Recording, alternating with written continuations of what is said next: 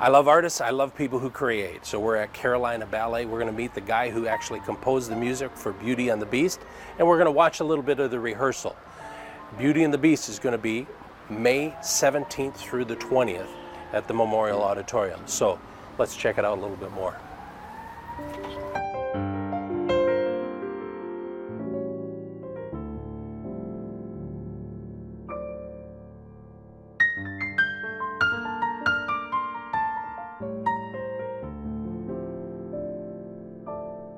You know, you've heard me say it many, many times before. I believe your greatest gift that you have from God is your ability to create, whether that's music, art, whatever it may be. And I'm with Karl Moraski here at Carolina Ballet. Karl, good nice to meet you.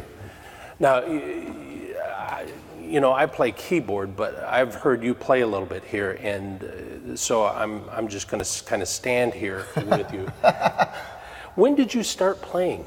It was interesting the way you open up, because I believe it's a gift, and I started plinking out things when I was about 2. My mom tells the story of her being in the kitchen mopping the floor, and everyone else was at school, and they had an old piano that was left in the house, and she heard We Three Kings. Oh my Lord.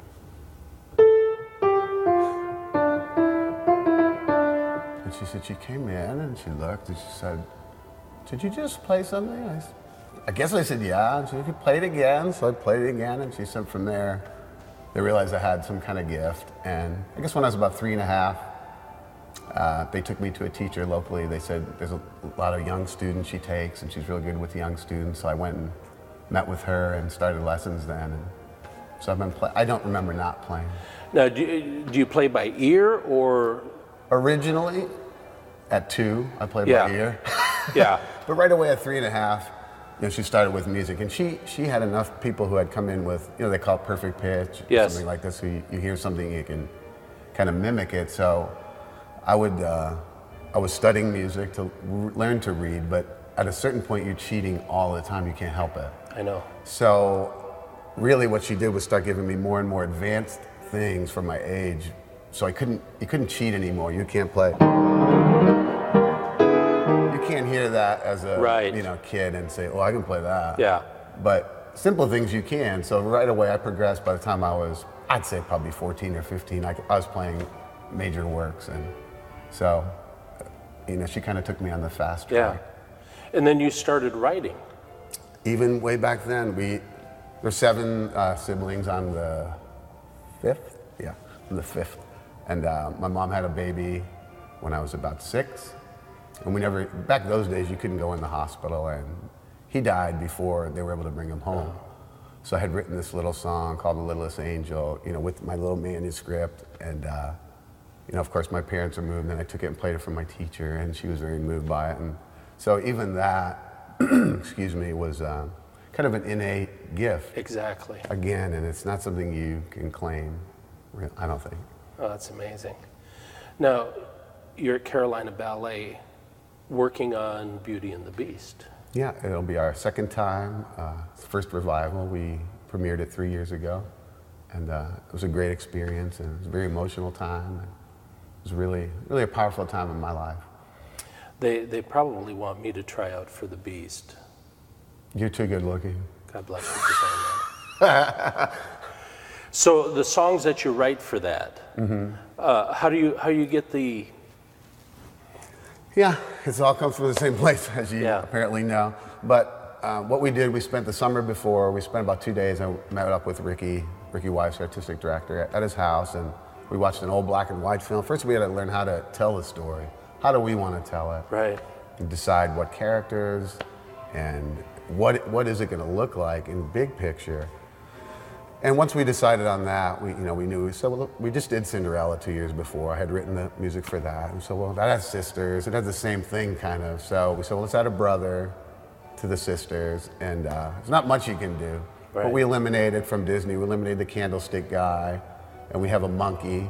We decided we want to do that. He would be her friend, you know, Belle, Beauty's friend, and take her through the castle and kind of show her around and all that. So we decided on that.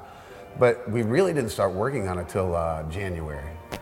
So, you know, you're premiering in May, and I had this idea all along that I wanted to include song, because Cinderella just had piano, and budget-wise, it's all they can afford. So I told them the biggest challenge was not people getting bored of 70 minutes of piano. Right. So making all the colors on the piano, and the biggest compliments I got from Cinderella were that sometimes it sounded like an orchestra. I never thought, you'll be up here. Anything. So you had to really go from nothing to everything I had. Exactly. And keep it coming back and forth. And it seemed to work. But I told him this time I'd like to add something. So I had a keyboard, there's 3 little variations. One was a flute, a harp, and a violin. But then we wound up hiring a violinist. A girl goes to our church, said, I'll do it for free. She said, I'd love to do this. I'm like, are you kidding? So I said, that's perfect for Ricky and his budget. So she offered to do it, so I included her, and I wanted to do some songs. And my daughter had a great singing voice, and she was a senior in high school then. And I said, Ricky, what do you think about having some songs, just a few here and there? She can be the heart of beauty.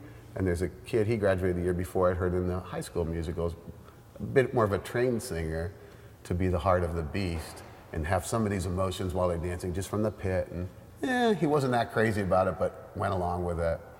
And then I had the idea, I wanted some narration to set it up, and here and there in between, and he did not want to do that. And sounds crazy, but I prayed a lot about it. Yeah. I really wanted to do that, and I thought it was important it was a difficult time for me. My brother, I don't know how much you want to go into it, but my next older brother, he was diagnosed with cancer right around February. And within 6 weeks, he passed away. His wife 6 weeks later. I mean, it was the girl who was playing Beauty. She had just gotten pregnant. So you had death, life, all these emotions in the studio while we're creating the thing. And it was, when I say it was an emotional time, it absolutely. was.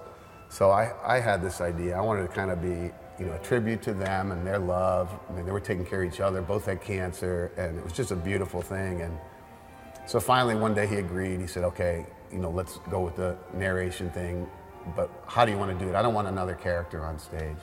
I said, well, I have 5 kids. I said, why don't I be the storyteller?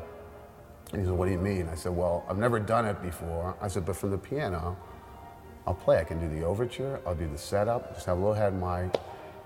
And he said, well, what? And then I start writing a script for it, and I remember just saying, I love a great story. And that's how it starts, And this is one of my absolute favorites. I'm gonna chill now thinking about it. We hadn't done it since then. And I share about it. It's a story of love, it's a story of redemption, and all these things, and just it's a really beautiful parallel to a lot of things in life which are important to me. Yeah. And it was very powerful, and it worked. And we didn't even know 3 weeks before, I think, how are we gonna end it? You know how it ends. Right. But it was right after my brother actually passed away. I was at the church where I work, and my wife was in the office trying to find tickets to go home and stuff. And I said, I want to end it like it started. The same lyrics, and I brought it into Ricky and said, how could I have been so foolish? Why did she send her dad to get the rose? Now, why did she go there? Why didn't she go back to save the beast? She stayed home. How could I have been so foolish again? Those lyrics just came back. And I'm like, I said, what do you think? He goes, I like it. That's the only Ricky could say. So, yeah, it was really, I feel as it was inspired work. And, exactly. I'm pretty proud of it. Sometimes we look at people and you can hear singers who don't have the depth behind them and the emotion behind them because they haven't gone through things. Right. Yeah, that's true. So I'm looking forward to seeing the actual production and seeing it on stage. Awesome. Thank you so much for taking time to be with me today. Yeah, it's a great meeting.